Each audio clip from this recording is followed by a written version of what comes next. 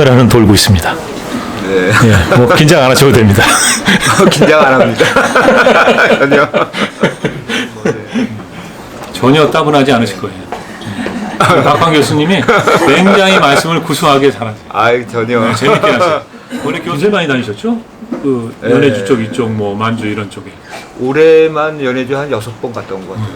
네. 집에 잘 안 계세요. 거의 뭐 밖에 나가 계시고. 이제 블라디보스토크 같은 데는 뭐 이게 좀 쉽게, 그리고 또 비자도 없어요.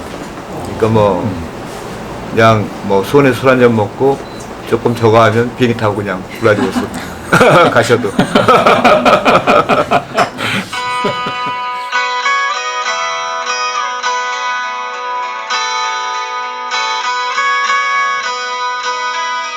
자, 안녕하세요. 늙은 소년이 만난 작가, 늙은 소년 정재환입니다. 반갑습니다. 예. 네, 오늘 네 번째 시간입니다. 그러니까 2020년 새해 맞이해서는 이제 첫 번째 시간이고요. 제가 이제 작년부터 이것을 시작을 했어요. 그래서 이제 네 번째 시간인데, 오늘은요, 이 독립운동가의 길을 가다, 이 블라디보스토크 하바롭스크의 작가이신 박환 교수님을 모셨습니다. 여러분, 큰 박수로 환영해 주십시오. 네, 박환 교수님, 이렇게 오늘 와주셔서 고맙습니다. 네, 고맙습니다. 불러주셔서 감사합니다. 네, 그 학교는 여기서 가까우시죠? 네, 저희가 학교는 이제 화성시에 있기 때문에. 네네. 네, 뭐. 화성시인가요? 수원이 아니고요? 네네. 수원대학교죠?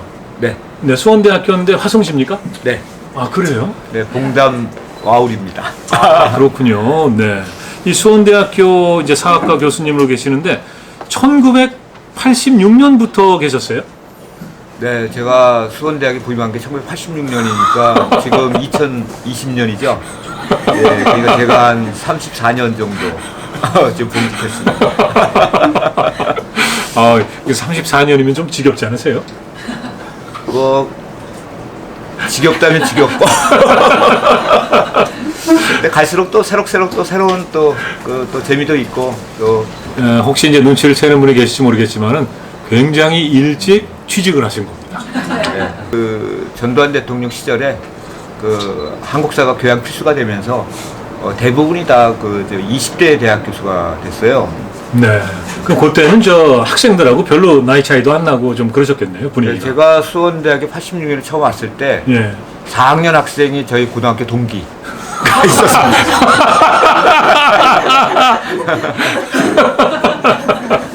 네. 그럴 정도로 뭐 군대 갔다 오고 뭐 이렇게 저렇게 뭐. 근데 교실에서는 그럼 그래도 깍듯이 교수님이 이렇게 칭호를 하셨겠죠? 아닌가요? 제 수업을 수강 신청 안 하더라고요. 네. 네, 제가 만주 쪽으로 이제 독립운동사를 전공해서 박사학위를 받았는데요. 근데 만주를 좀 이렇게 그 제대로 알려면 만주가 이제 또 러시아 연해주하고 붙어 있고요. 또 만주가 압록강 두만강을 건너면 이제 북한 지역하고 이렇게 연결이 돼 있잖아요. 그래서 제가 하여튼 뭐 만주 쪽을 하면서 러시아라든가 북한 지역에 대해서 또 중국 본토 이런 쪽에 좀 관심을 갖고 좀 공부했습니다. 네. 그러니까 지금은 사실은 이제 우리가 뭐 세계화 뭐 이런 식으로 이제 이미 이제 지구촌 시대를 살고 있고요. 벌써 이제 오래전부터 이런 얘기를 하기 때문에 이제 익숙한데, 그런데 예를 들어서 우리 박한 교수님 그 학창 시절에 이때만 해도 어떻게 보면 좀 약간 그 우물안 개구리처럼 대부분 살지 않았을까 이런 생각이 들거든요. 그런데 그때 이미 이 대륙에 대한 어떤 꿈이랄까, 예, 그런 생각을 하셨다는 것도 조금 놀랍긴 합니다. 어떻게 지금 현재적 관점에서 보면은 조금 뭐 일찍 그 대륙에 대해서 좀 관심을 많이 가졌던 편인 것 같습니다. 그리고 그 당시에는 또 독립운동 상조 지사들이 많이 계셨어요. 근데 그분들 이렇게 뭐 대학원 다닐 때라든가 대학 다닐 때 인터뷰도 하고 만나서 말씀을 드리면 그분들의 이야기가 만주라든가 시베리아 벌판 뭐 또 저기 중국 본토 쪽 그런 이야기들을 예전에는 오늘날 우리가 오히려 좀 세계화가 덜 됐고요. 원래 일제시대 같은 경우에는 오히려 교통이라든가 이런 것들이 부산에서 출발하면 뭐 저기 모스크바까지 기차, 유럽까지도 기차가 이렇게 연결될 수 있고, 네네. 뭐 중국 본토라든가 뭐 몽고 지역이라든가, 그래서 굉장히 그런 좀 주변에서 어른들로부터도 또 시골의 우리 고향 분들 가운데도 또 먹고 살기 힘들어가지고 만주 가서 농사짓다 오신 분들도 또 많으셔서 예. 오히려 좀 이야기를 좀 많이 들을 기회가 있었습니다. 네. 그러니까 말씀을 듣고 보니까 이제 우리가 이제 이 현대사가 1945년에 해방 이후에 분단이 되지 않았습니까? 그렇죠. 그래서 마치 이게 한반도가 이 남쪽은 이게 반도가 아니고 이제 그 섬처럼 그렇죠. 그 돼버린 네. 뭐 이런 상황이라고도 볼 수 있는데, 그래서 우리가 제가 아까 말씀드린 것처럼 정말 이렇게 우물안 개구리처럼 살았던 것도 같은데, 오히려 그 이전 시기, 물론 이제 일제 강점기라는 뭐 그런 역사가 있습니다만은 그때는 그냥 대륙까지 쭉 연결이 돼 있었던 거네요. 그래서 뭐 여러분 너무나 잘 아시는 바와 같이 수원 지역의 나해석 같은 경우도 부산 동래에서 출발을 해서 제가 방금 말씀드린 바와 같이 압록강을 넘어서 단동으로 해서 바로 모스크바로 해서 유럽까지 또 여행을 했었잖아요. 네. 그럴 정도로, 그리고 이제 그 대륙 쪽으로 이렇게 여행을 한다든가 또 유럽까지도, 또 이제 국어학자 이국로 같은 분도 그렇고요. 그런 여행기라든가 비행기가 사실은 굉장히 많습니다. 자, 그러면 이제 책 얘기를 좀 네네. 시작해 보겠습니다. 이 독립운동가의 길을 가다 블라디보스토크 하바롭스크. 네. 이 책이 처음 나온 거는 그러니까 몇 년 전이죠? 네, 제가 박황 교수와 함께 걷다 블라디보스토크. 네. 이런 책을 하나 냈는데요. 낸 이유는 제가 이제 그 블라디보스토크에서 어학연수 할 때 그쪽에 이제 그 상지사라고 교민들의 교민회가 있는데요. 그쪽에서 밥을 많이 얻어 먹었어요. 특히 아주머니들께서 이렇게 근데 아주머니들하고 이제 수업을 같이 들었거든요. 그 교민들하고. 그러니까 블라디보스토크에 이제 지금 현재 이름은 극동연방대학으로 바뀌었는데, 거기 시콜라라 그래가지고 이제 어학연수원이 있었어요. 네. 그래서 이제 거기 러시아어를 배우는 그 아주머니들이 대부분 이제 교민들이시거든요. 그러니까 이제 수업도 같이 듣고 하니까 이제 끝나고 나서 자기 집에 오라고, 그래서 이제 또 식사도 같이 하고, 근데 전공자로서 뭘 하나 해드려야 되겠다. 그래서 이제 제가 박황 교수 함께 걷다 블라디보스토크라는 책을 만들게 된 계기가 이제 그래서 처음 이거 좀 만들었는데, 근데 이제 지금 세월이 흐르고 또 새로운 자리도 발굴이 되고, 또 특히 이제 요새는, 과거에는 사람들이 주로 블라디보스토크 인근을 많이 갔거든요. 근데 요새는 시베리아 횡단 열차를 타고 하바롭스크까지 가시는 분들이 굉장히 많아요. 근데 하바롭스크 쪽도 그렇고 블라디보스토크도 그렇고 함께 이렇게 보여주는 그러한 어떤 그 역사 탐방, 역사 기행, 이런 책은 이제 전혀 없어서 책을 이제 좀 자료도 새로 넣고 또 새롭게 꾸미고 해서 이번에는 이제 제가 작년 12월에 블라디보스토크 하바롭스크라는 그런 책을 좀 냈습니다. 예, 바로 이제 이 책입니다. 네. 저는 사실은 이제 제가 작년에 여름에 여름 맞죠? 예. 저희 집사람하고 둘이 그 이제 연해주 그쪽 지역을 조금 답사를 했는데요. 그때 이제 바로 말씀하신 이 책을 들고 답사를 했습니다. 근데 이 책에는 이제 하바롭스크 내용은 없었어요. 없죠. 예, 그래서 이제 저는 이제 이 책 들고 답사하면서 하바롭스크까지는 못 갔었는데, 이 책은 이제 개정판이고 여기 이제 하바롭스크가 또 추가가 됐어요. 네, 그래서 제목을 일부러 블라디보스토크 하바롭스크 이렇게 해서 이제, 그리고 지금 현재 최근에 블라디보스토크 쪽과 관련된 좀 안내 책자들이 나와 있는데요. 이제 한국하고 관련되는 부분이 아니고 대부분 이제 그 러시아의 어떤 문화 또는 러시아와 관련된 그런 쪽으로만 좀 돼 있어요.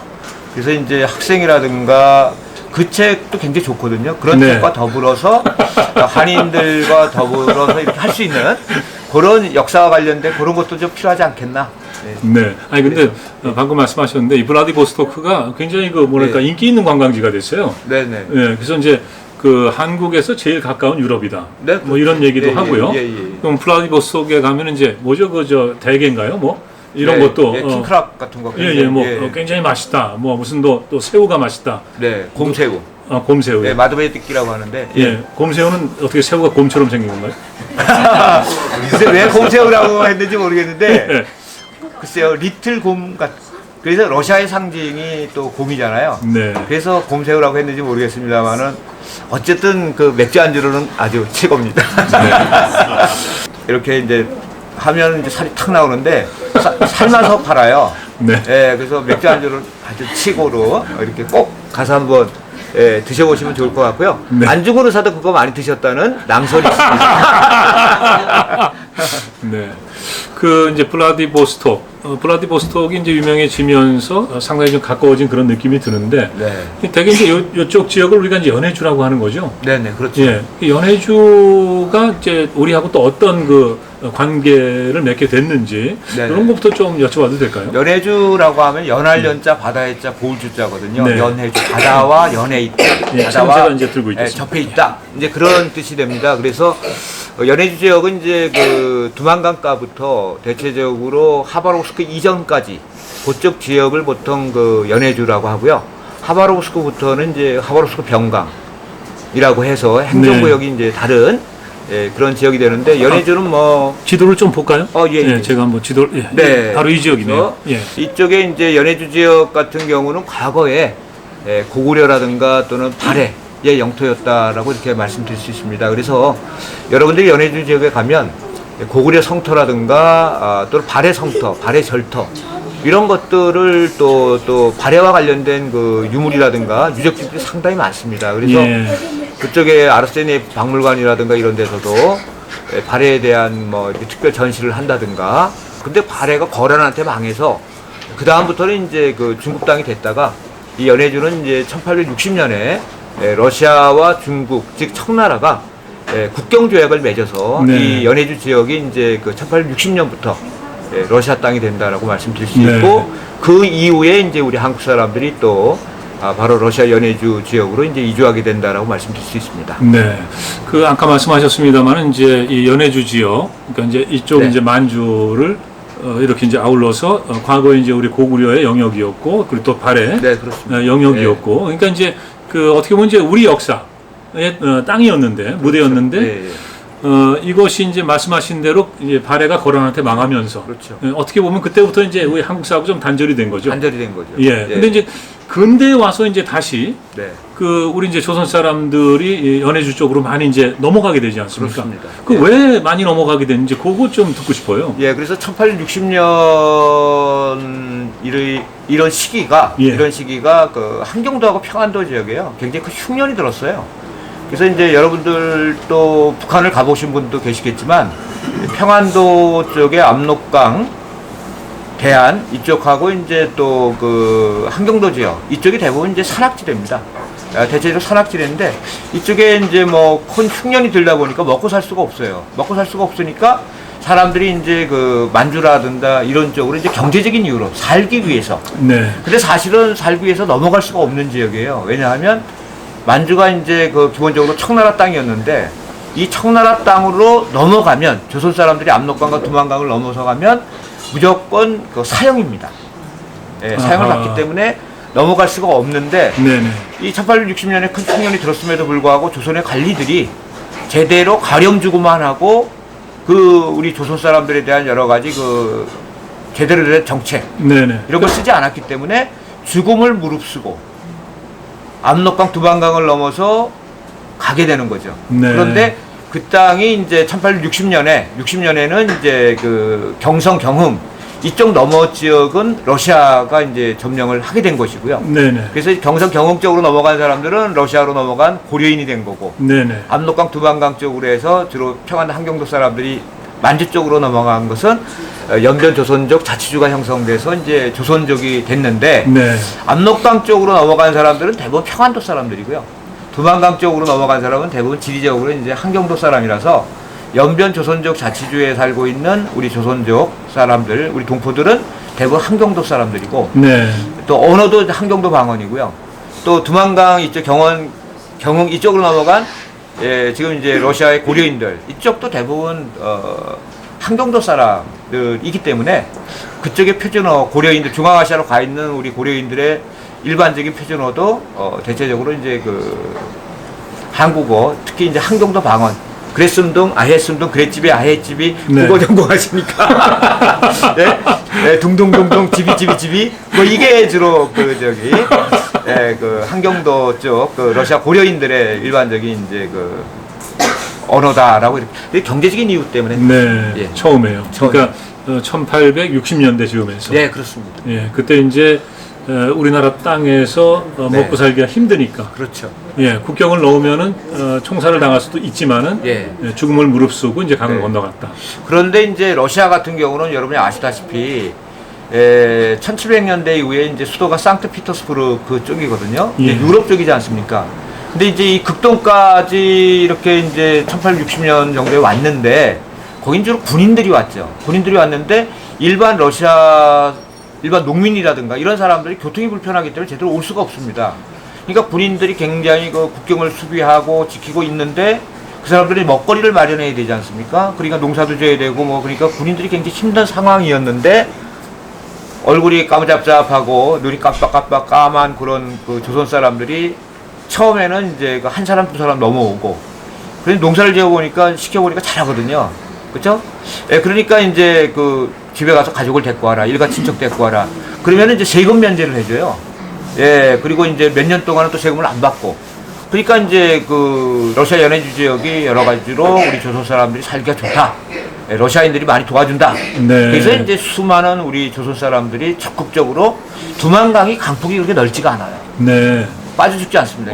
어느 정도 되나요? 강폭이 지역에 따라서 차이가 있지만 네네. 좁은 데는 여기부터 요까지밖에 끝까지밖에도 안 됩니다. 아, 그럼 한 20m 정도. 4, 5m밖에 안 되는 네. 그 저기 방천 쪽 그쪽은 안 되는 이제 그런 지역이 네. 되고요. 그럼 강도 아니네요. 그렇게 볼 수도 있을 거의 뭐 정도로. 4, 5m면 그냥 또랑 수준인데. 예, 저쪽도 지반현 있지 않습니까? 고구려의 수도 네네. 지반. 이 바깥 이쪽으로 이제 북한 쪽은 만포진이거든요. 거기도 한 10m.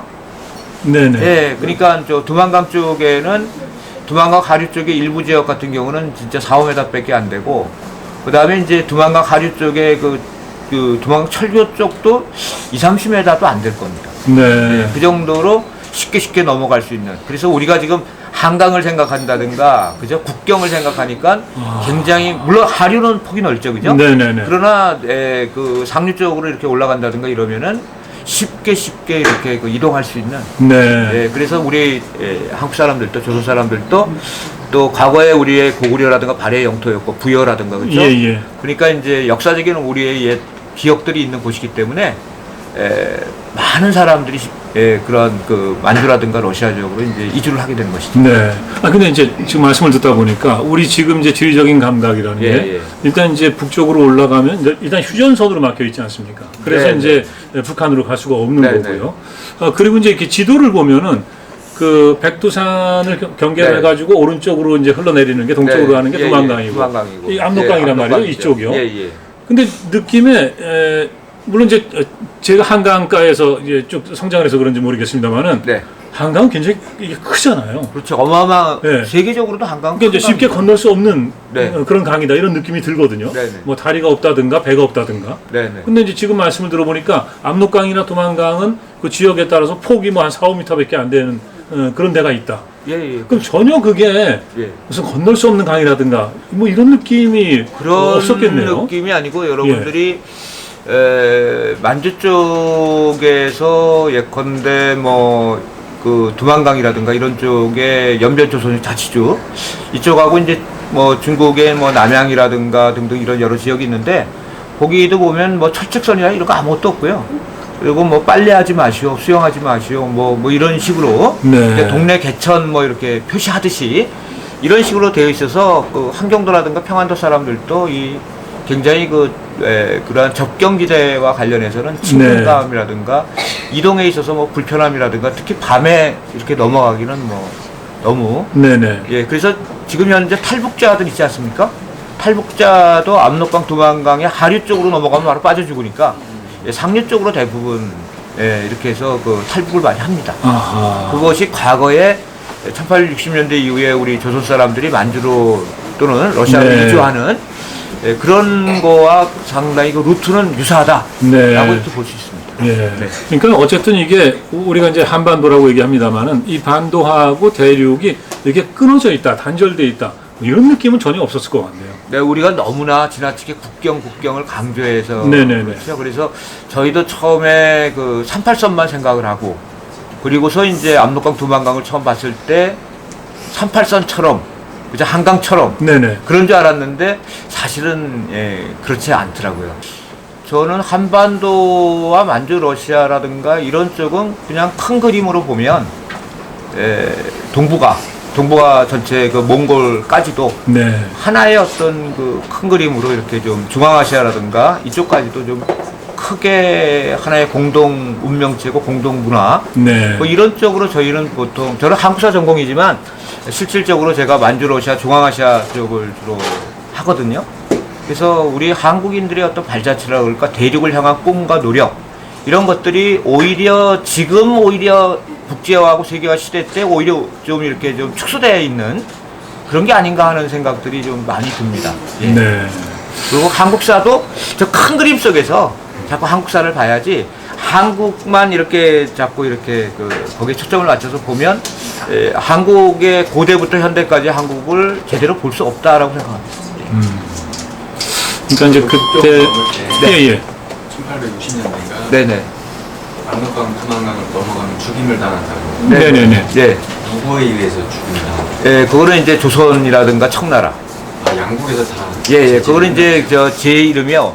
월경제라는 게 있어요. 그러니까 너물월자, 지경경자, 국경할 때 경자, 죄할 때.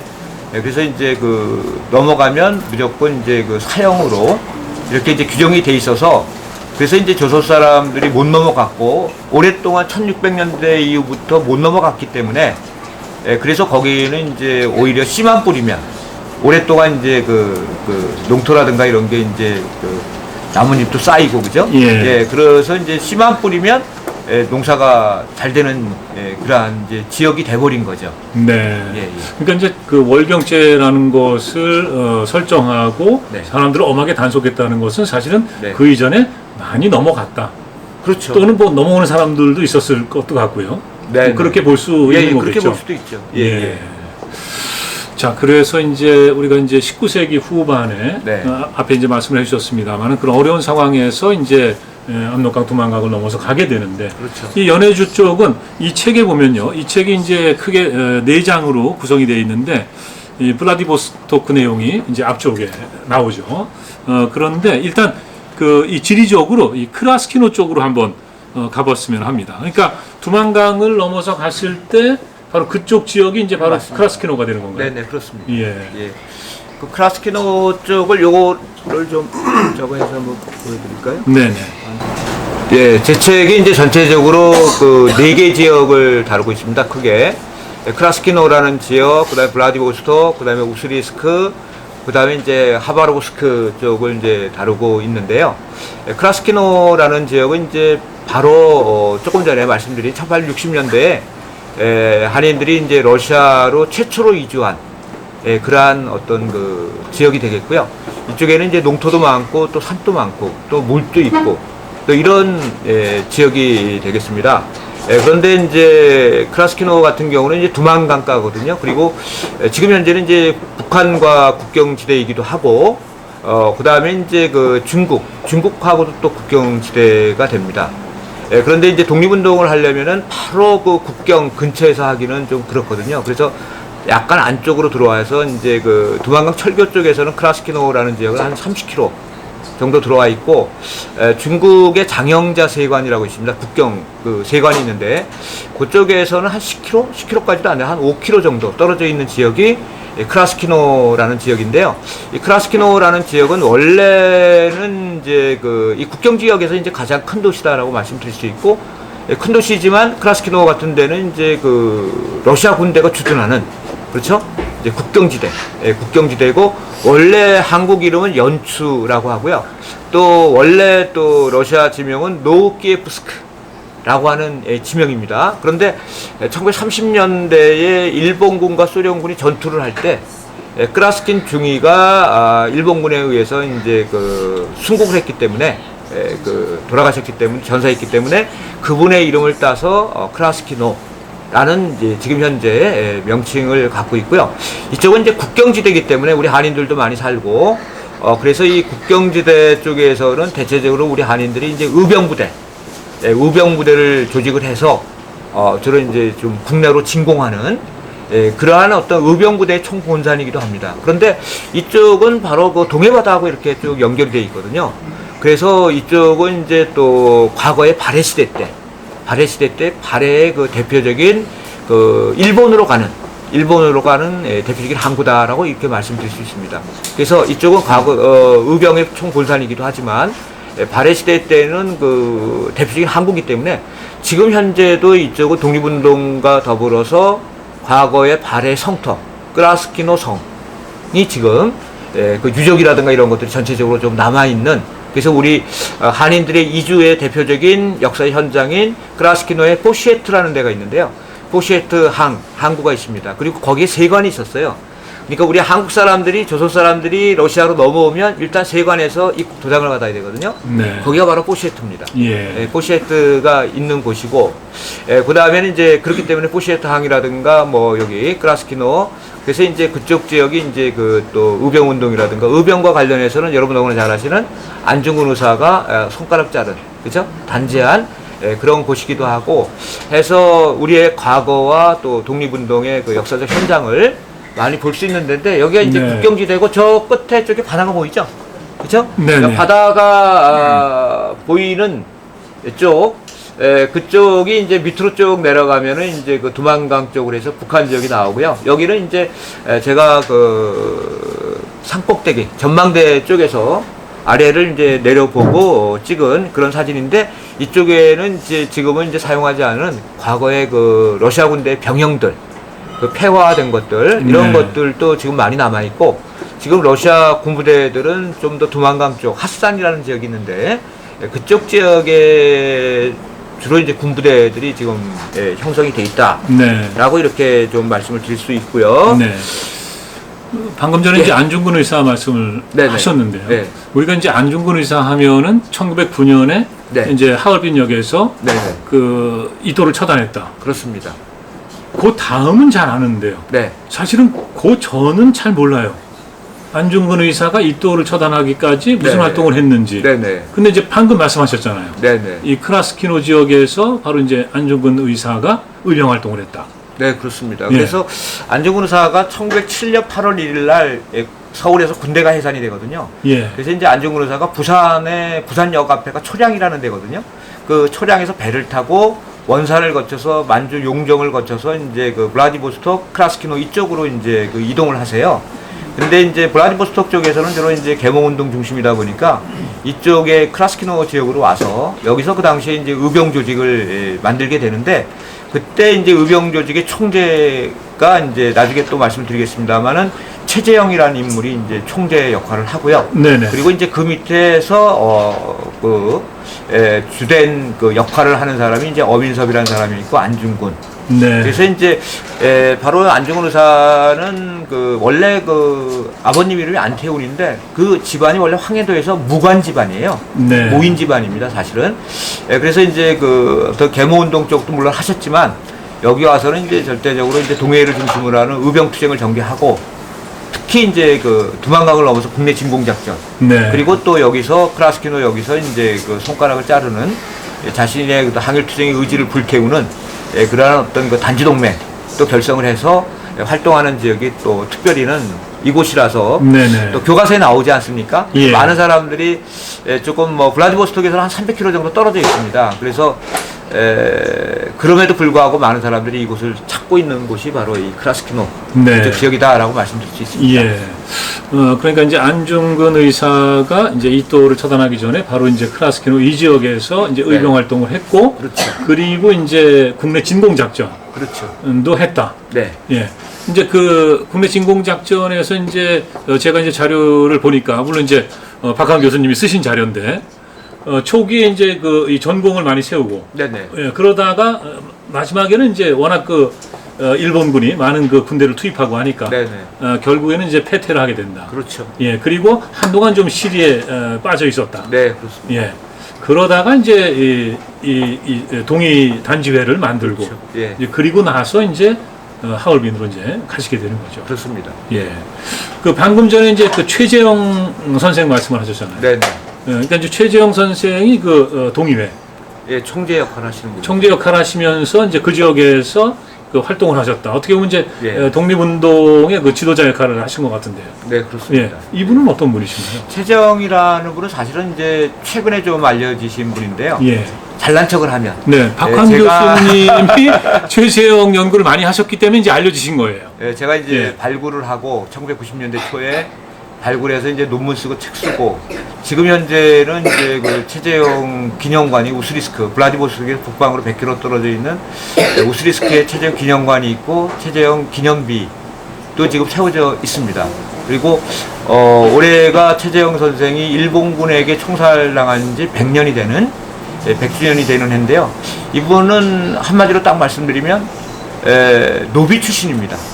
한경대 노비 출신이고 근데 이제 러시아로 이주를 해서 결국은 이제 러시아 지역에서 연해주 지역에서 한국인 가운데 최고 부자가 됐고 그러면서 시베리아라든가 모든 러시아 지역에서 항일 독립운동의 대부로서 그렇게 그 역할을 했는데 특별히는 이제 그 안중근 의사의 의거를 재정적으로나 여러 가지 측면에서 도와주신 분이고요.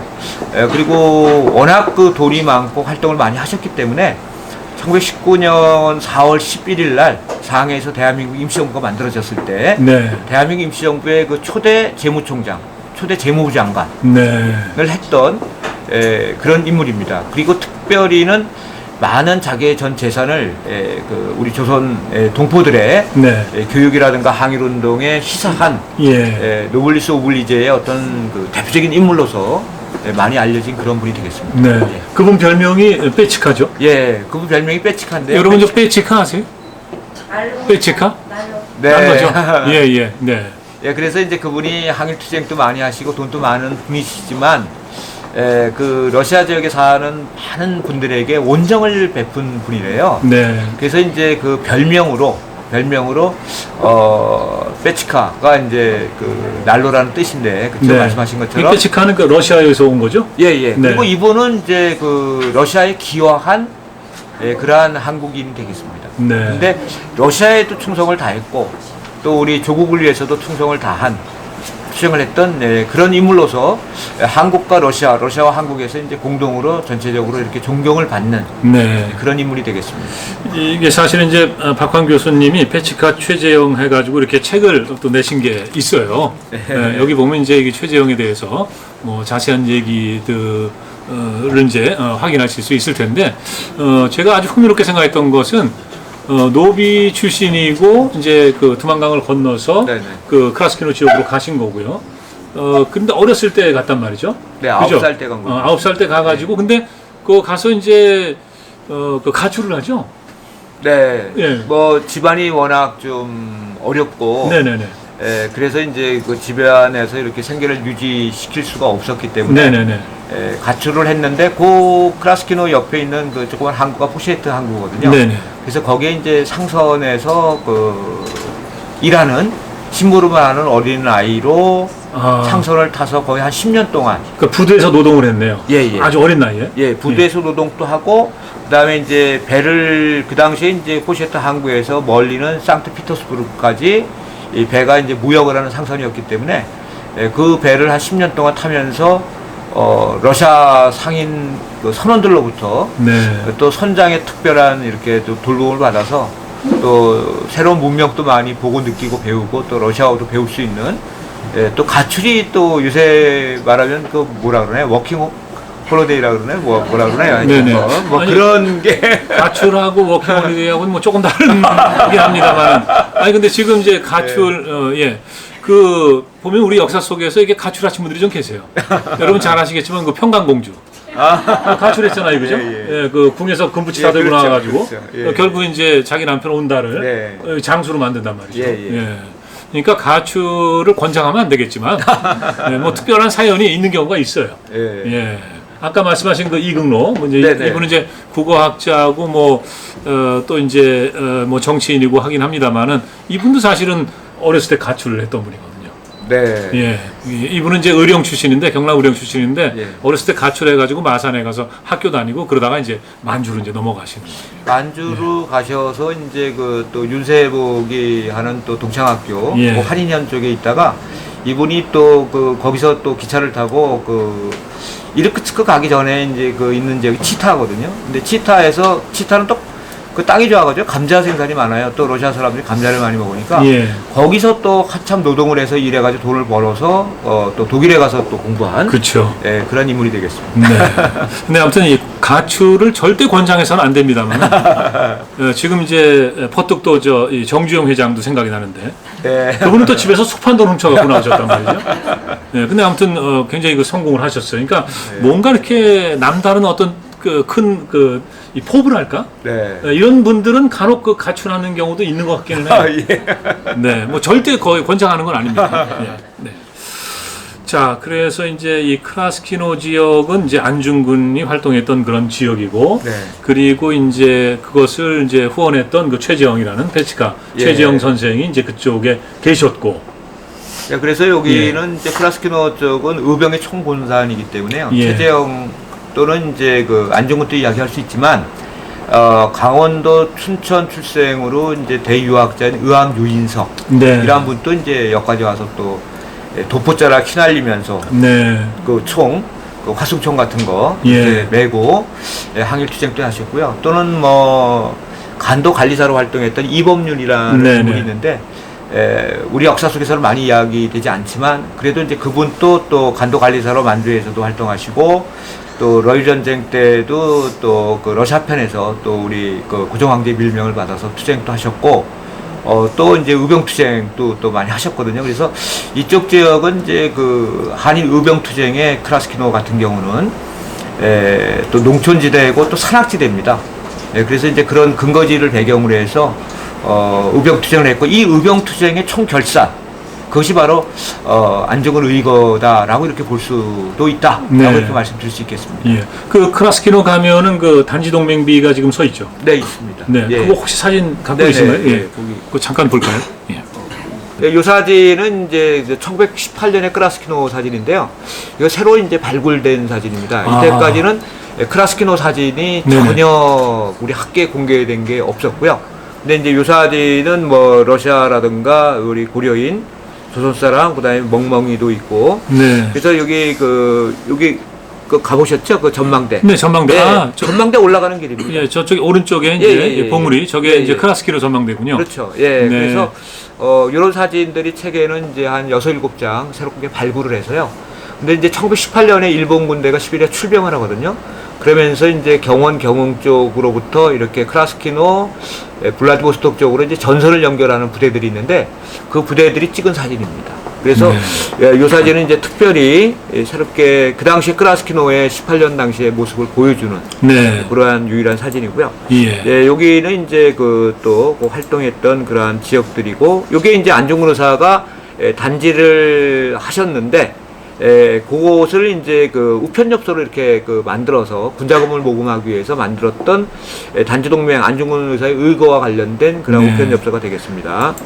네, 그리고 바로 여기가 바로 안중근 의사가 단지동맹을 했던 그런 기념물들이 서 있고요. 처음에는 이제 요거를 만들었다가 안중근 의사의 그 단지했을 때 핏방울을 형상화해서 네. 이렇게 만들었고요. 그리고 지금 여기 15개가 있는데 요거는 이제 안중근 의사가 이또를 저격한 이후, 그러니까 이또의 그 재상 15개를 상징적으로 보여주는 그런 것이고요. 네. 여기 이제 그 새롭게 만든 것이 되겠습니다. 네, 그리고 요거는 뭐 기왕 사진이 나왔으니까 네네. 1860년대 초에 그 한인들이 이주한 것을 기념해서 여러분이 잘 아시는 그 가수 서태지가 네. 기금을 내서 그 한인들이 채취한 장소인 지신어라는데 기념비를 이제 만들었다라고 이렇게 말씀을 드릴 수 있습니다. 그리고 요거는 이제 조금 전에 말씀드렸던 발의 성터 크라스키노 성의 이제 그 모습이 되겠고요. 예.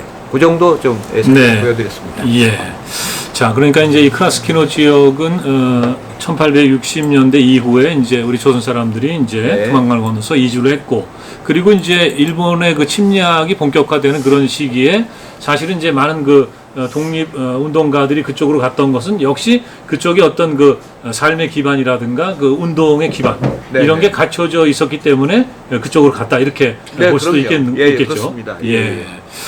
자, 그래서 이제 크라스키노 지역을 이제 간단히 살펴봤는데 뭐 좀 더 궁금한 게 있으시면은 이제 박한 교수님 책을 좀 참고를 하시면 되고요. 자, 그럼 이제 블라디보스토크로 한번 건너가 보겠습니다.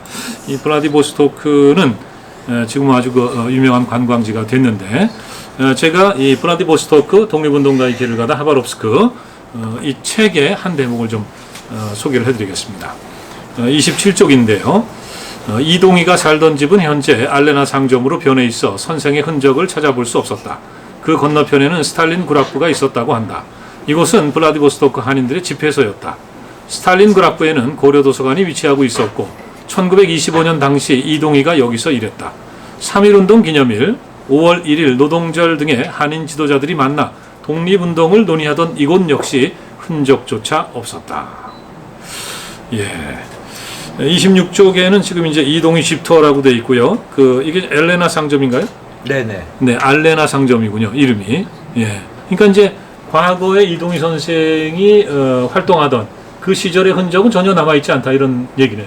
네, 그래서 지금 현재는 이동희 선생님이 이제 1930년대 돌아가셨는데 이동희 선생의 그 묘소 쪽에 지금 아파트가 많이 들어서 있는데요. 예. 최근에 이제 아마 올해 이동희 선생의 추모비.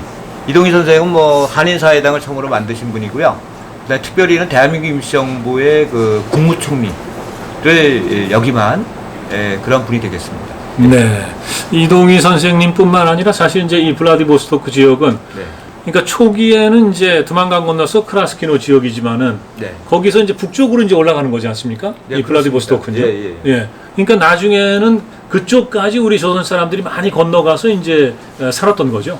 네, 그래서 이제 크라스키노 쪽으로 이제 이주하신 분들이 크라스키노 지역에는 이제 대체적으로 이제 그 국경지대고 그러니까 좀 계몽운동이라든가 이런 도시에 대한 어떤 갈망 그리고 또 특별히는 이제 1860년대부터 이주를 했는데요. 1870년대 초에 블라디보스톡이 지금 또 군사항이거든요. 네네. 그 군항을 건설을 하는데 네. 사실 이제 군인들 갖고 할 수는 없잖아요. 예. 노동자가 필요하고. 근데 그 노동자들을 굉장히 군항을 만드는데 많은 사람이 필요로 했는데 네. 그 노동자들이 대체적으로 이제 조선인들, 아하. 조선인들이 노동하기 위해서 노동을 하게 되면 많은 이제 그 돈을 벌 수 있기 때문에 네네. 1870년대에는 이제 그 노동을 위해서 조선 사람들이 이제 블라디보스톡으로 많이 이제 그 이동을 하게 되는 그런 상황들이 벌어지게 됩니다. 네. 그 지금도 이제 블라디보스토크 가면요. 네네. 거기 이제 뭐 개청리라든가 네, 또 그렇죠. 신안촌이라든가 그렇죠. 이런 예. 이제 우리 그 고려인들의 유적이 있지 않습니까? 네네. 예. 그러니까 개청리가 처음 가서 그러면은 그 마을을 일구고 살던 곳인가요? 네, 그래서 이제 이름 표현이 개청리지 않습니까? 네네. 그래서 처음으로 개척한 곳인데 거기가 이제 블라디보스토크 분항에서 걸어서 한 10분 정도 거리입니다. 예, 그러니까 이제 그 블라디보스토크 분항 건설이 있으니까 네. 대체적으로 이제 그 노동자들이 시내에서 다운타운에서 시내에서는 조금 떨어진 네. 변방 지역 그쪽 지역에 우리 한인들이 해변가에 개청리라는 마을을 형성을 하고 거기서 이제 그 한인들이 대체적으로 1870년대부터 1910년까지 이제 그 살게 되는데 네. 그쪽 지역이 이제 그 특별히는 이제 그 독립운동 가운데서도 의병투쟁이라든가 이런 거보다는 도시기 때문에 신문의 발행이라든가 또는 학교라든가 이런 걸 통해서 계몽운동 쪽을 관심이 있는 그러한 지도자들이 오게 되고요.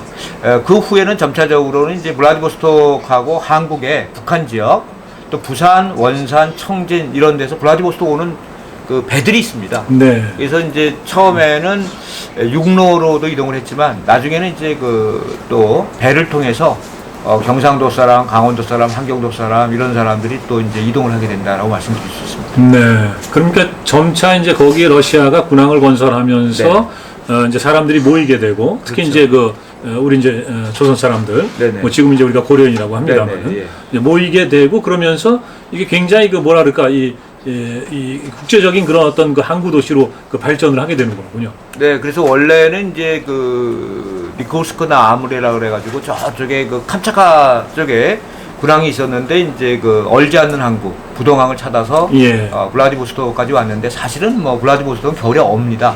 그렇기 때문에 입구 좌우 쪽에 보면 쇄빙선들이 겨울에 네. 쪽에 있는 형태인데, 그래서 블라디보스톡은 이제 군항이고 또 이 군항이 건설된 다음에는 시베리아 횡단 철도가 놓이게 되거든요.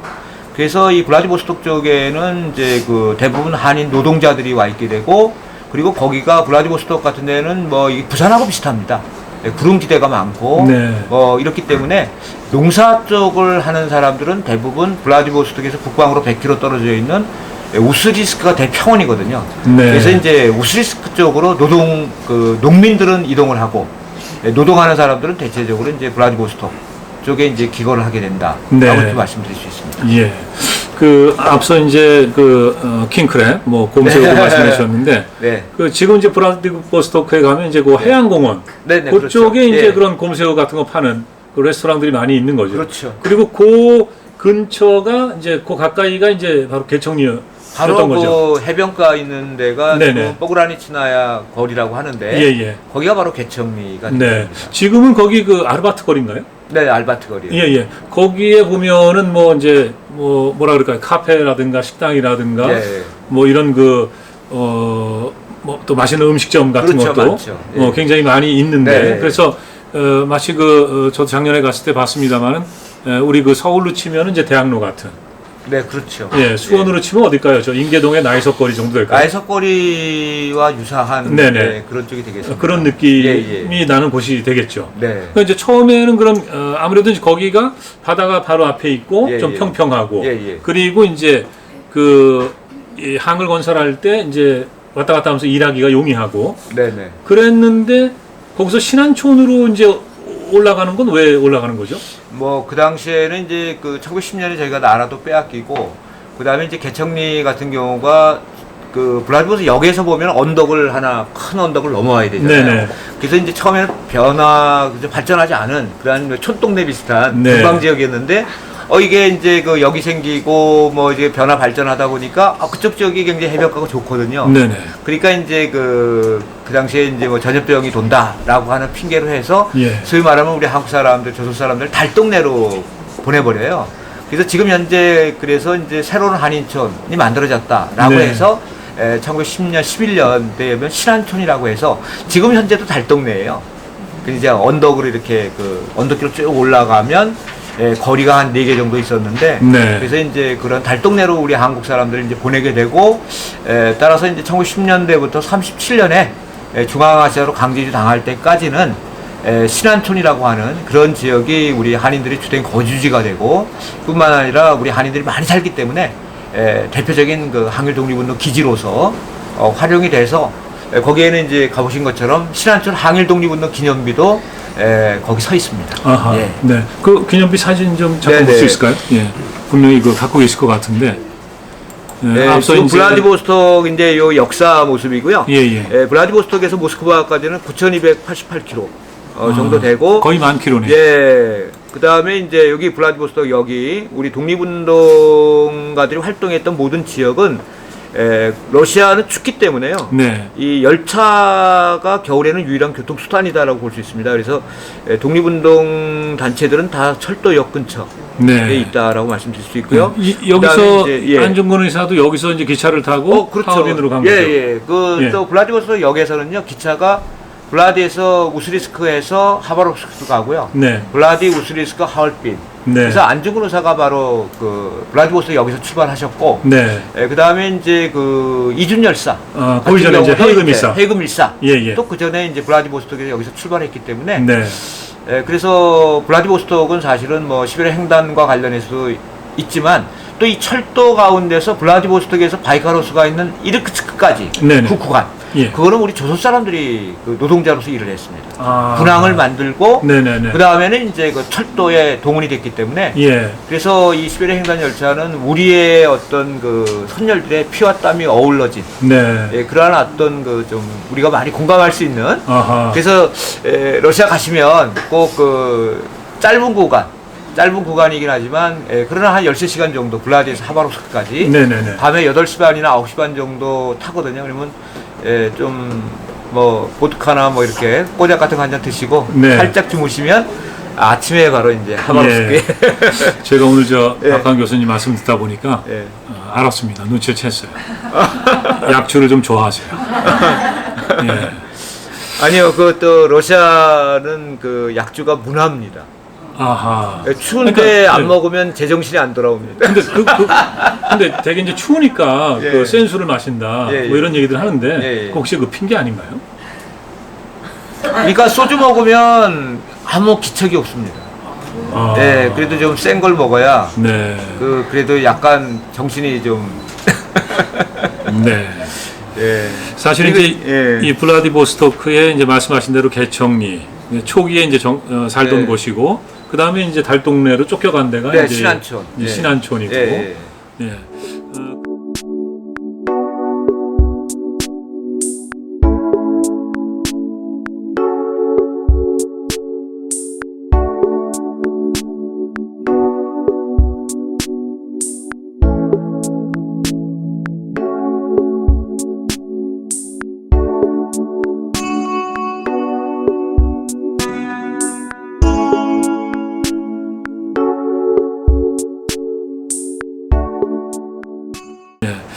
그랬는데 거기서 이제 이 블라디보스토크에서 기차를 타고 가면은 이제 넘어갈 수 있는 데가 네. 근데 잠깐만요. 네.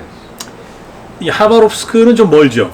하바롭스크까지는 블라디에서 하바롭스크까지 네네. 800km입니다. 예, 800km. 그 사이에 이제 그 가까이에 우스리스크가 우스리스크가 있어요. 있죠. 거길 먼저 좀 소개를 예, 예. 해드리겠습니다. 우스리스크인데요. 106조. 예. 네, 여기입니다. 예, 박한 교수님의 블라디보스토크 독립운동가의 길을 가다 하바롭스크의 106쪽입니다. 1870년 지시노로 이주해온 조선인들 가운데 96명이 청나라배 세 척을 나누어 타고 추풍으로 향하다 블라디보스토크에 이르러 암초에 부딪혔다. 22명이 사망하고 생존자들은 하루에 10여리를 걸어 8일 만에 이곳에 도착했다. 그들은 과거 러시아 병사들이 지냈던 토굴에서 거주하며 이 지역 개척을 시작했다고 한다. 그러니까 그러니까 이 지신호는 아까 말씀하신 그 서태지 씨가 네. 그 비석을 세운 그 지역이죠. 최초의 그 우리 이제 조선인들, 네네네. 고려인들 적착지. 네. 그런데 거기서 배를 타고 건너가다가 이게 또 이 배가 파산하면서 난파하면서 이게 네, 지금 많은 분들이 돌아가셨죠. 22분이 지금 사망을 네, 하신 거예요. 예. 네, 그리고 이제 살아남은 분들이 하루에 10여리를 걸어서 네. 8일을 걸었다고 이렇게 되어 있네요. 네. 예, 그렇게 해서 도착한 곳이 이제 우스리스크였다. 예. 예, 그 이제 농사 짓는 분들은 우스리스크가 땅이 좋으니까요. 예, 지금 91년 12월에 고소련이 붕괴가 되고 그러면서 이제 그 카자흐스탄, 우즈베키스탄, 키르기스탄 이 중앙아시아 여러 나라들이 있지 않습니까? 근데 카자흐스탄은 잘 살아요. 그렇기 때문에 원유 생산이 많기 때문에 90년대 이후에 잠깐만요, 교수님. 네. 거기가 카자흐스탄입니까? 네, 지금 말씀하신 데가? 네. 예, 아니 발음이 거의 이제 원어민 발음으로 나오니까 제가 좀 거기가 거기가 긴가민가 해가지고 네. 근데 카자흐스탄. 이제, 예. 우리 이제 카자흐스탄 그러잖아요. 예. 근데 어떻게 해요? 근데 거기는 이제 잘 살기 때문에 예. 아니 그 원어민 발음으로 어떻게 해요? 카자흐스탄이요? 예, 네. 예. 아니 원어민 발음 아닌데. 네, 네. 아니 그래도 예. 예, 그다음에 이제 우즈베키스탄 같은 경우가 이제 그 날이 덥고 또 농사가 잘 되는 대표적인 지역이거든요. 그래서 지금 현재 우스리스크는 좀 경제적으로 좀 떨어집니다. 그래서 또 농사를 원래 농업 국가고요. 그래서 그쪽 사람들이 지금 대부분 우스리스크로 많이 이주가 돼 있습니다. 고려인들. 지금 한국에 나와 있는 고려인들도 대부분 우즈베키스탄 쪽입니다. 그러니까 그쪽이 좀 경제적으로 좀 떨어지기 때문에. 근데 우스리스크 쪽은 과거에도 농사가 잘 되는 지역이고, 그리고 이제 지금 현재도 농사가 잘 되는 지역이기 때문에, 그래서 이제 그 중앙아시아 고려인들이 한국에도 오신 분들이 안산이나 또 광주 쪽에 많이 계시지만, 러시아 쪽으로 이주하신 분들은 대부분 우스리스크 쪽에. 그래서 이제 농사와 관련된 대표적인 지역이 우스리스크고, 또 우스리스크는 또 그 교통의 요지죠. 또 블라디에서 또 하바롭스크 갈 때도 우스리스크를 거치게 되고, 네. 또 하얼빈 갈 때도 또 우스리스크를 우리나라의 이제 대전과 같은 곳이다. 라고 거기서 이렇게 우스리스크에서 딱 갈라지는 거로군요. 이 그렇죠. 철로가. 예. 네. 그리고 이제 조금 더 확대해서 말씀드리면 한국하고 북한이 이제 철도가 연결이 되면 그렇죠? 그 강릉선 조금 이야기하고 있지 않습니까? 동해선. 네. 그쪽으로 하면은 원산 쪽으로 이동해서 이제 낮은 선봉 에서 핫산으로 해서 두만강철교 넘어가서 네네. 기차가 쭉 뻗어서 올라가는 쪽이 블라디보스톡이 아니고요. 네. 바로 우스리스크입니다. 아. 따라서 이제 우스리스크는 뭐 한국에서 오는 기차, 중국에서 오는 기차, 러시아에서 오는 기차가 다 만나는 그러한 어떤 그 대표적인 지역이기 때문에 네. 여러분들께서 뭐 이런 말 해도 되는지 모르겠는데 예. 땅 보러 가실 수 있는 아주 좋은 장소가 되겠습니다. 네. 아니, 그런 말씀은 안 하셔도 됩니다. 네. 네. 네. 저기 뭐야. 갑자기 제가 할 말을 잊어버렸는데. 네. 우스리스크는 이제 그 1919년 3.1운동이 있지 않습니까? 네. 러시아 지역에서는 최초로 만세운동이 있었던 곳이 우스리스크입니다. 왜냐하면 여기가 교통이 요지고 우리 농민들, 동포들이 많이 살고 있기 때문에 그래서 이제 3.1운동이 19년에 있었죠. 네. 그래서 23년에 이렇게 독립문을 만들어서 3.1운동을 기념하는 사진인데요. 아, 기념식을 했군요. 네. 네. 근데 특이한 거는 여기 우리 태극기가 있고 여기도 네. 좀 꺼멓게 돼 있지 않습니까? 네네. 이게 붉은 적기입니다. 아. 네, 그 공산주의 네. 상징. 1923년이니까요. 23년이니까. 러시아 혁명 후고. 예, 1922년에 러시아 혁명이 끝나서. 네네. 예, 그래서 이제 이런 사진이 또 새롭게 좀 발굴이 됐고요. 아, 그렇군요. 예. 예, 또 이쪽은 이제 또 최재형 선생이 나중에. 네. 이분이 최재형 선생이죠. 예, 이분입니다. 네. 부자처럼 툭툭하게 생기셨죠? 네. 예. 근데 이 노비 출신이라고 아까 소개를 해주셨는데 네.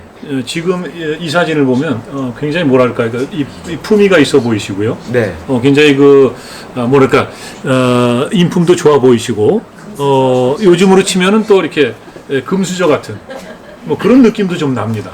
네, 요 사진은 이제 1916년 정도 뭐 네. 정확하게 연도를 확정할 수는 없지만, 그러니까 제일 이제 여러 가지로 경제적으로 넉넉하고 네. 활동도 많이 하셨던 그런 시절의 사진인데요. 최재형의 사진 가운데 유일한 그러한 사진이 되겠습니다. 네. 아 근데 이제 그런 얘기 우리가 하잖아요. 어떻게 살아왔는지 네, 얼굴에 써 있다. 네. 근데 이 사진을 보면 딱 그런 느낌을 받습니다. 저는. 아, 예. 예.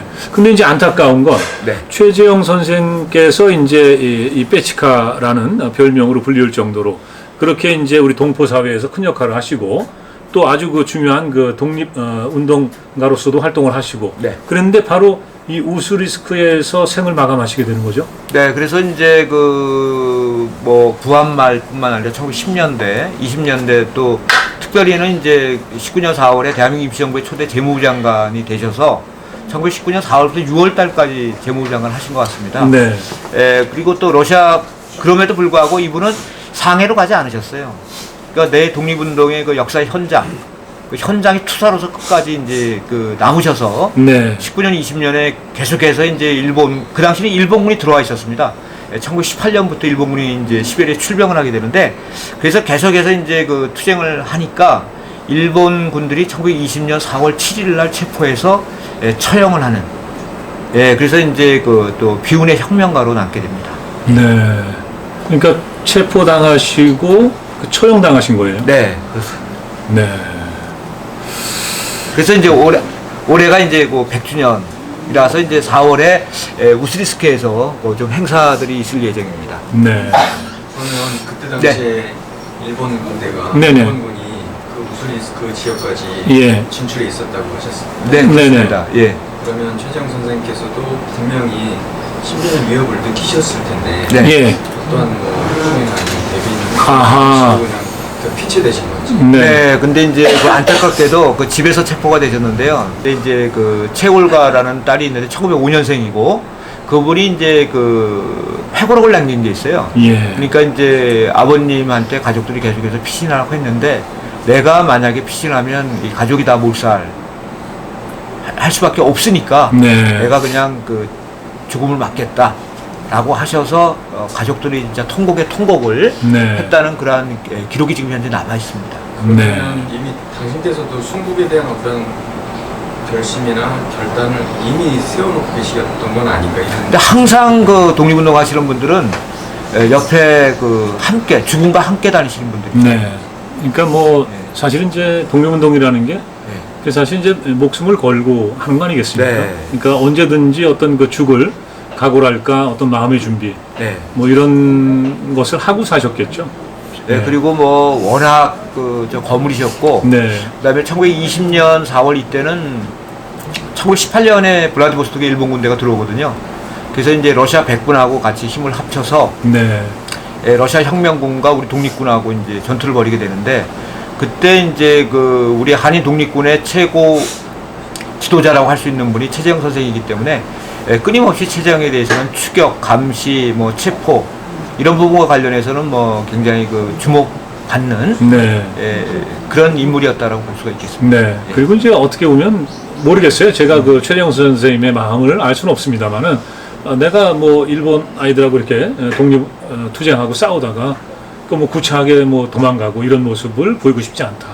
또 뭐 한편으로 그런 생각을 하셨을 수도 있지 않을까. 네, 그럼요. 예, 그렇게 예. 생각하거든요. 예, 예. 요 사진은 이제 지금 작년 8월에요. 작년 3월 달에 최재형 기념관이 이제 서로 이렇게 개관을 했고요. 네. 8월 달에는 이제 기념비가 만들어졌습니다. 그래서 요거는 이제 제가 요 뭐 최재형 기념관 또 전공자다 보니까 전시 기획을 제가 전체적으로 좀 했고요. 네. 그래서 여기서 하나 말씀드리고 싶은 거는 바로 최재형 선생하고 같이 활동했던 이범진 공사, 그 다음에 그 이범진의 아들 이휘종, 그 다음에 여기 어민섭, 그 다음에 안중근, 이 홍범도 네. 장군 쭉 있는데요. 예. 여기 어민섭이라는 분은 1910년대 이후에 밀정을 하게 됩니다. 그래서 원래 제가 전시 기획을 했을 때는 또 처음에 꾸며졌을 때는 여기 어민섭이 들어가 있었는데 네. 관람객들께서 어떻게 그 친일파 밀정을 여기다가 이렇게 넣어놓을 수 있느냐? 네. 사실은 있는 그대로 보고 그 다음에 우리가 객관적 평가를 해야 되는데 그런 분들이 있으셔서 네. 그러한 의견을 못 이겨서 지금 네네. 현재는 요 사진이 지금 현재 전시관에 없습니다. 아하. 그러나 역사학자의 입장에서는 네네. 그대로 있고 그것에 대한 해설과 평가 네네. 를 해야 되는 것이 아닌가 예. 그런 안타까운 생각이 들어서 잠깐 말씀을 올렸고요. 네. 그 다음에 이제 또 러시아 지역에서 임시정부가 1919년 2월에 만들어져요. 그래서 이거 임시정부 건물입니다. 회의를 아하. 했던.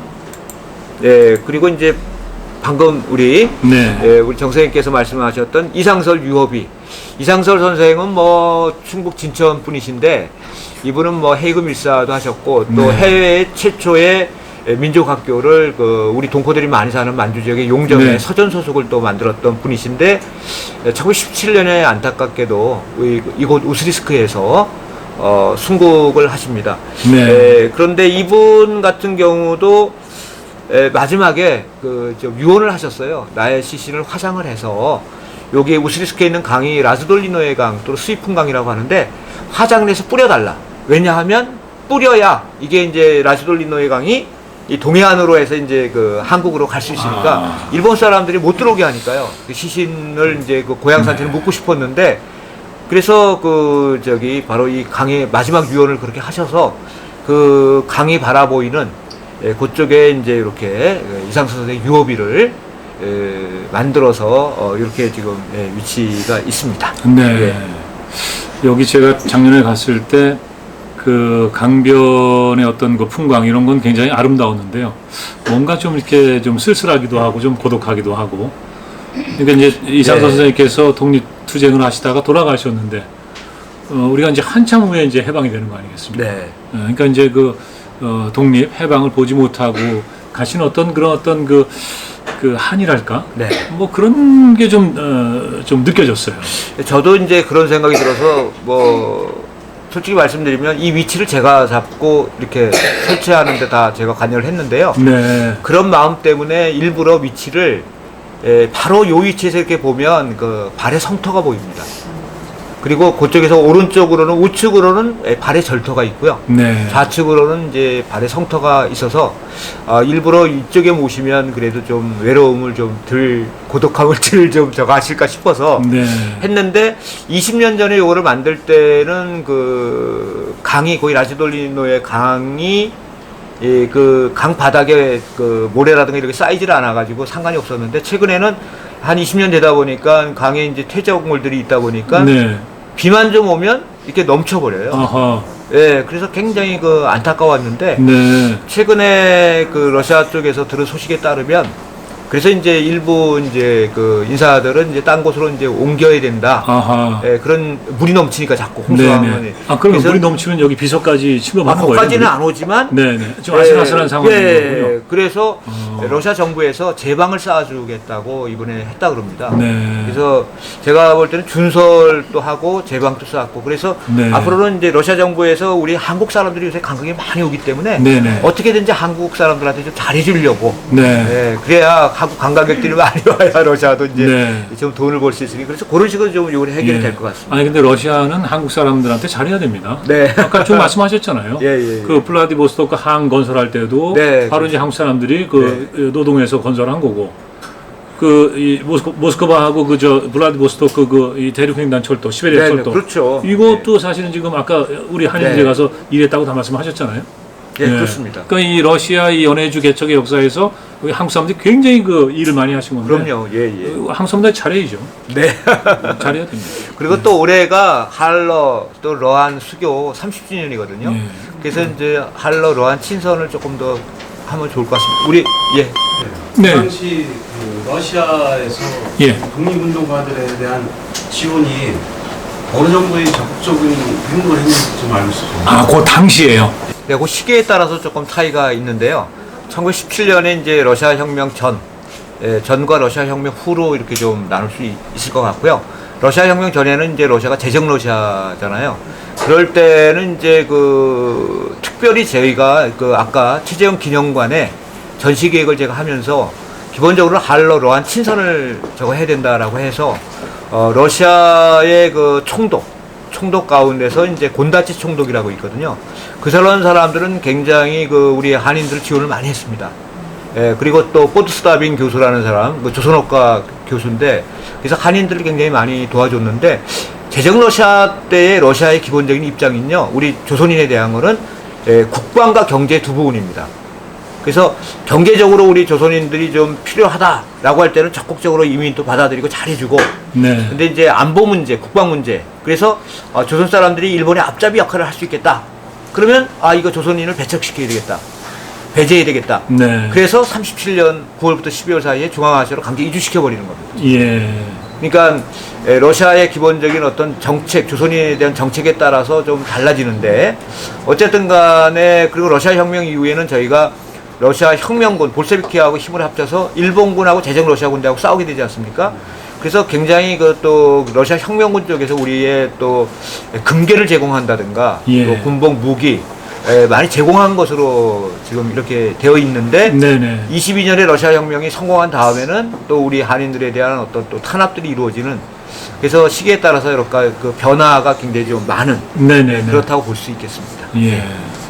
그 러시아의 어떤 그 국익이랄까요? 네. 거기에 따라서 그 우리 이제 고려인들에 대한 네. 어떤 방침이랄까 이런 것들이 휙휙 바뀌었다. 그렇죠. 이렇게도 볼 수 있겠네요. 예, 그렇습니다. 예. 네, 자 오늘 박환 교수님과 함께 이 독립운동가의 길을 가다 블라디보스토크, 하바롭스크 책 얘기를 좀 하고 있는데요. 이제 우리가 마지막으로 갈 지역이 이제 하바롭스크입니다. 예, 하바롭스크인데 여기는 이제 블라디보스토크에서 기차로 한 13시간 정도가 걸리는 그런 곳이죠. 네, 그렇습니다. 상당히 이제 북쪽으로 좀 올라갑니다. 그죠? 예. 네. 여기는 저도 못 가봤는데, 못 가보셨어요? 예. 그럼 사모님하고 한번 또 하바롭스크 한번 가시죠. 예. 근데 하바롭스크는요, 진짜 좋아요. 예, 하바롭스크는 네, 제가 잘해줘도 저럽니다. 블라디보스톡이라든가 블라디보스톡은 도시고요. 예. 근데 부산처럼 이렇게 구릉지대가 많고 그래서 아기자기하게 이렇게 그 보고 즐기고 하기에는 블라디보스톡이 아주 좋고요. 그러나 이제 그 크라스키노라든가 우스리스크는 약간 시골 동네고요. 근데 이제 그 하바롭스크는 러시아의 또 그 색다른 그 블라디보스톡하고 또 다른 그리고 블라디보스톡 쪽은 이제 그 바다고 군항이라는 느낌이 있지만 하바롭스크 같은 데는 이제 그 아무르강, 흑룡강이 이렇게 흐르고 100% 평지입니다. 평지고 그 아무르강의 그 노을이라 그럴까요? 이게 너무너무 그 아름답고 또 그 블라디보스톡은 좀 이렇게 좀 시끌시끌하고 좀 이렇게 좀 그런 게 있는데 너무나 조용하고 아름다운 도시. 이게 하바롭스크가 아닌가 네.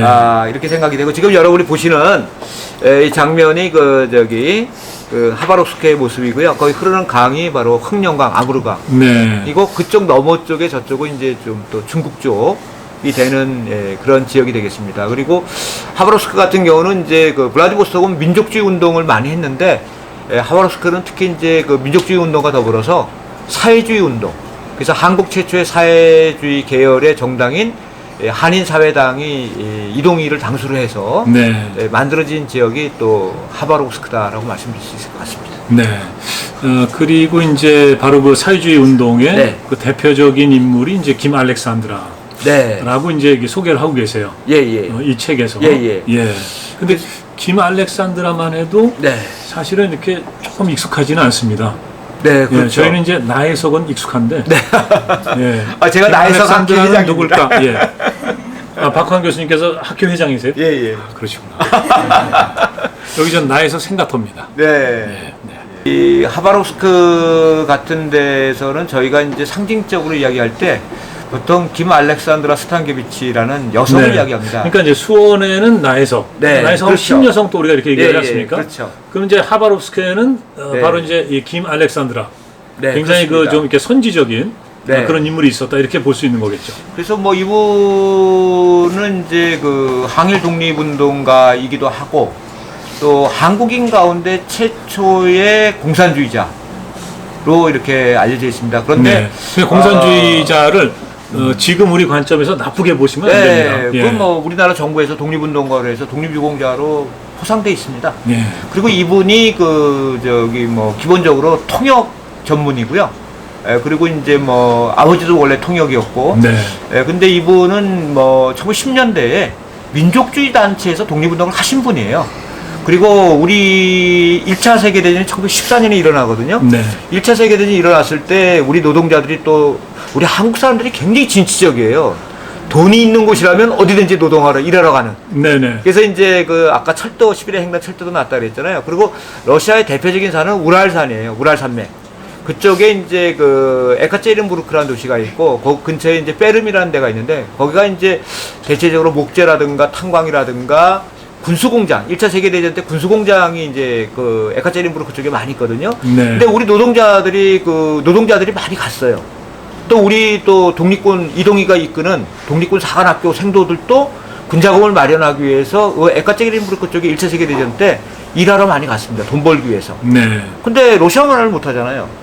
그러다 보니까 여러 가지 노동 착취라든가 여러 가지 있고 그래서 이제 우리 그 무관학교 학생들, 노동자들의 권익을 대표해주기 위해서 10년대 가장 대표적인 독립운동단체가 건어패라는 단체가 있거든요. 예. 거기서 사람을 이게 좀 뽑았어요. 그러니까 좀 갈 사람을 했는데 그 당시에 그 남성들이 갈 사람이 아무도 없는 거예요.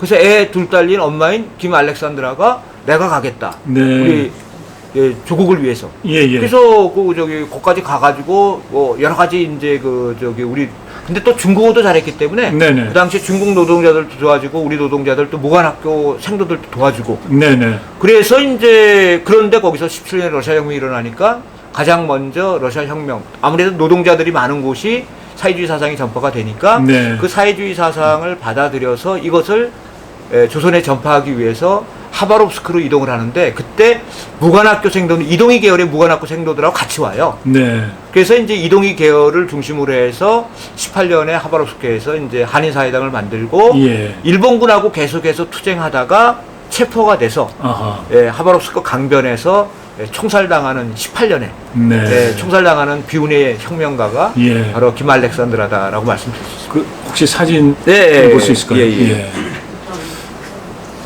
그러니까 이제 이 시대에 사실 이제 사회주의 운동을 했다. 이것은 이제 물론 이제 사회주의라는 것이 이제 그 노동자, 농민들, 서민들한테 굉장히 그 매력적인 네. 그런 어떤 사상으로 여겨졌겠습니다만은 또 한편으로는 이제 우리 그 민족주의하고 결합을 해서 이제 독립운동의 일환으로도 이게 전개가 됐다. 이렇게 볼 수 있을까요? 김 알렉산드라라든가 러시아 네. 지역에서의 사회주의 운동은 대체적으로 이제 그 일본군하고 제정 러시아가 같은 편이기 때문에 네네. 러시아에서의 그 독립운동가들은 러시아 혁명을 일으킨 볼셰비키하고 손을 잡아서 네. 일본군하고 싸웁니다. 아하. 그렇기 때문에 그 러시아에서의 사회주의 같은 경우는 독립운동의 일환으로 학계에서도 다 그렇게 평가하고 있고요. 네. 그래서 정부에서도 독립유공자로 다 이렇게 그 지정을 하고 있는데 이분이 1918년에 김 알렉산드라의 모습입니다. 보시는 것처럼 아주 신여성이죠. 네. 예, 그런데 바로 러시아에 제가 1992년도 1월 달에 하바롭스크를 처음 갔는데요. 그때 이제 제가 러시아를 다니면서 인터뷰도 하고 쭉 했는데 모든 사람들이 러시아에 있는 고려인 모든 사람들이 제가 이제 독립운동사를 전공한다고 하니까 러시아 쪽의 독립운동의 최고봉 다 이 분을 이야기해요. 김 네. 알렉산드라. 그리고 이분과 관련된 모든 뭐 박물관에도 이분 사진 또 바깥에도 건물에 여기가 김 알렉산드라가 활동했던 장소 모든 그 유적지들 있죠. 김 알렉산드라와 관련된. 네. 그래서 이분은 뭐 여성 우리 한인 러시아적 한인 독립운동을 대표할 만한 네. 모든 또 고려인들한테도 또 제가 카자흐스탄에 가서 조선극장을 갔더니 1992년도에 거기도 김 알렉산드라의 초상화가 걸려 있더라고요. 그러니까 네. 예, 그분이 이제 근무했던 건물이거든요. 그래서 여기도 이제 그 김 알렉산드라의 부조 얼굴 네. 그것이 이제 이쪽에도 또 걸려 있을 정도로 김 알렉산드라는 뭐 이 지역을 상징적으로 보여주는 그러한 인물이다. 라고 이렇게 말씀드릴 수 있겠습니다. 네. 자, 오늘 이제 이 연해주 독립 운동의 어떤 무대가 되는 블라디보스토크, 뭐 크라스키노, 또 이제 우스리스크, 뭐 하바롭스크. 네. 사실 여길 직접 가면은 최소한 일주일 정도 시간이 있어야 네, 돌아볼 수 있겠죠. 예, 저희가 아주 그 짧은 시간에.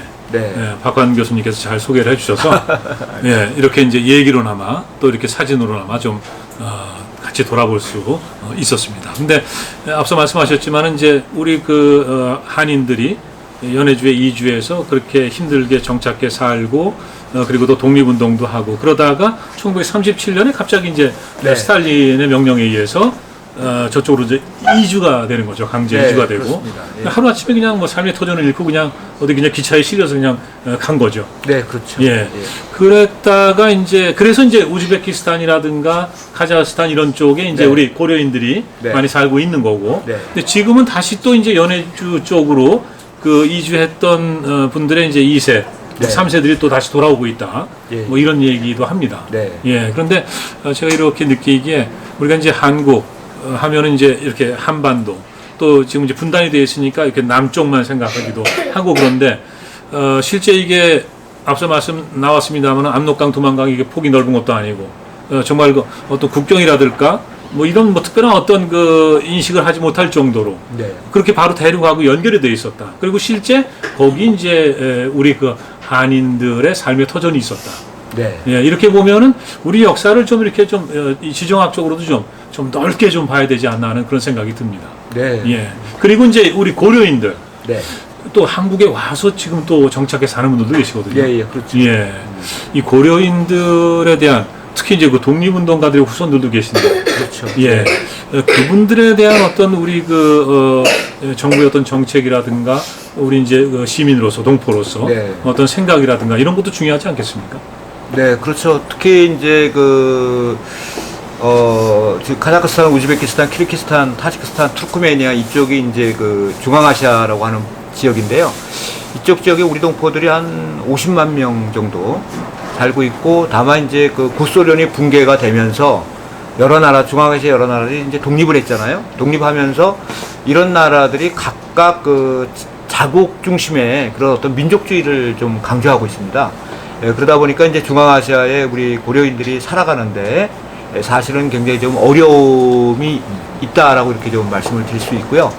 그러나 그분들이 사실은 러시아 지역에서 우리가 또 식민지 시대 어려운 시절에 넓게 보면 그 항일투쟁을 적극적으로 했던 그런 사람들의 또 후손이기도 하고 해서 그런 분들에 대해서 저희가 좀 보다 긍정적이고 적극적인 생각과 정책들을 좀 수립해야 되는 것이 아닌가 라고 그렇게 생각하고 있고요. 또 우리들이 또 이렇게 또 하나하나 또 알아가면서 그분들과 좀 공감대를 이루는 그런 작업들이 좀 보다 많이 이루어지면 좋지 않을까, 그런 생각을 하고 있습니다. 그래서 수원 같은 경우도 이번 6월 달에 수원 문화원 주최로 그 우즈베키스탄의 그 역사 탐방이 있습니다. 그래서 제가 이제 그 수원시청에도 이제 다문화 팀이 있다 그러더라고요. 그래서 이제 그 좀 우즈베키스탄을 수원문화원에서 갈 때 여러 가지 이제 좀 그런 어떤 그 공통점, 공감대를 형성할 수 있는, 그리고 그분들을 위해서 우리가 또 이렇게 좀 해줄 수 있는 수원 쪽에서 그런 부분도 조금 좀 논의를 하고 있습니다. 네. 자, 오늘 늙은 소년이 만난 작가 네 번째 만남, 박환 교수님과 함께 했는데요. 사실 36년 동안 학교에 계셨고, 뭐 지금도 계시고요. 굉장히 많은 그 연구를 하셨고, 그리고 실제 이제 그 연구가 우리 삶과 직결되는 그런 활동도 많이 하고 계신데, 그동안에도 일을 많이 하셨습니다만은, 앞으로 계획 짧게 한 말씀만 해주시겠습니까? 제가 이제 정년이 한 3년 반 정도 남아서요. 그래서 그 3년 반 동안 좀 1차적으로는 그 좀 잘 모든 그동안 했던 것들을 자꾸 이렇게 대외적으로 이제 뻗어 나가는 것도 물론 중요하지만 조금 더 이제 잘 정리하는 그러한 시간들로 시간들을 갖고, 그리고 또 그 많은 분들한테 좀 봉사하고 도움이 될 수 있는 그러한 쪽의 일들을 조금 하고 싶고, 특별히는 이제 그 수원 쪽에 이렇게나 해외 탐방의 그 길잡이 역할을 좀 많이 했으면 하는 그런 생각들을 갖고 있습니다. 네. 예, 그 귀를 쫑긋 세우고 계시다가 박한 교수님이 어디 우즈베키스탄 탐방 가신다. 그럼 깃발 들고 같이 좀 가시기 바랍니다. 예. 네, 늙은 소년이 만난 작가 네 번째 만남, 박환 교수님과 함께 했습니다. 박환 교수님께도 감사드리고요. 함께 해주신 모든 분들께 진심으로 감사드립니다. 네, 수고 많으셨습니다.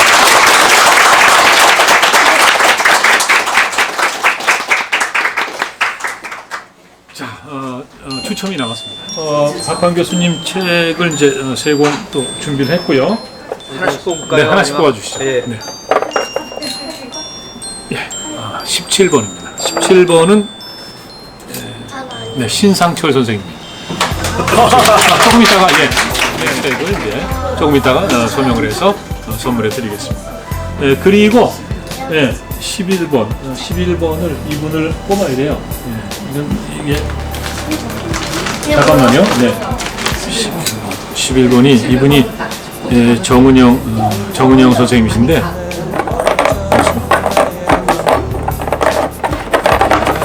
11번.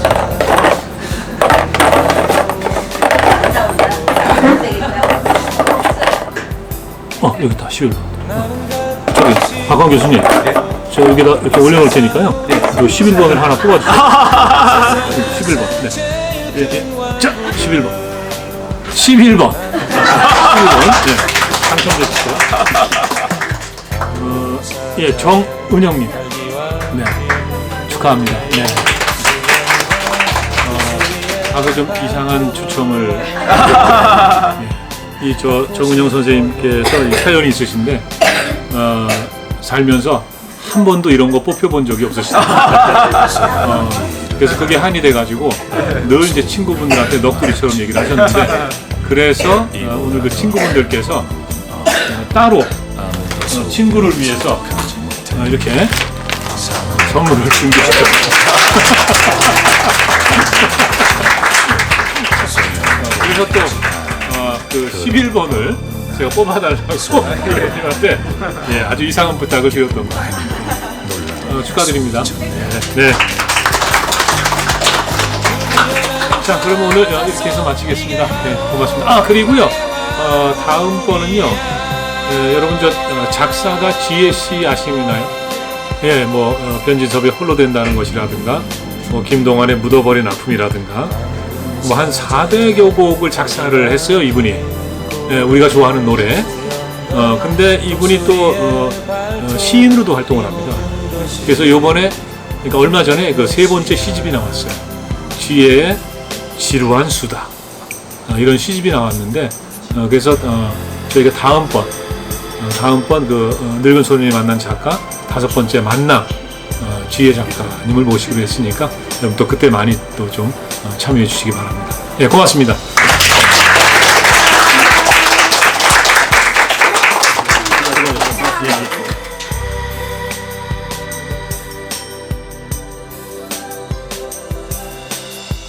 나는 갖고 싶어요 이 세상 모든 것을 세상에서 제일 큰 왕국을